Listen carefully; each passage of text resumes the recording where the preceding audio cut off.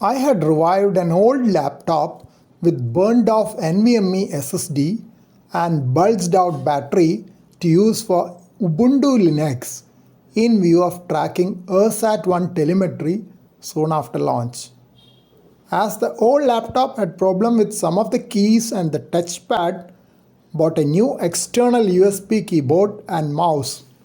I had installed a new NVMe SSD from the local laptop repair shop.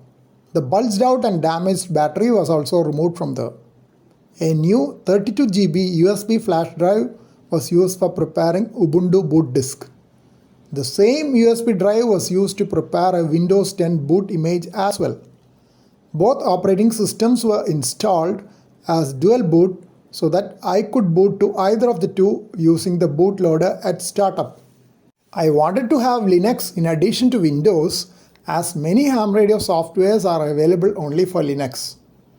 One problem remaining is the delay in booting because the CMOS battery is not there and I am running the laptop using a UPS. Every time I switch on the laptop, one reboot is needed because of this. That can be sorted out by installing a new battery for the laptop, which is currently not available in the local repair shop, and they are trying to get it on order from elsewhere.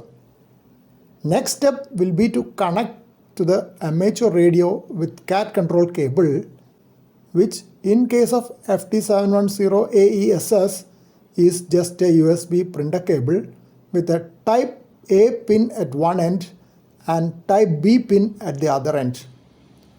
WSJTX software has to be downloaded and installed if planning for amateur radio digital modes.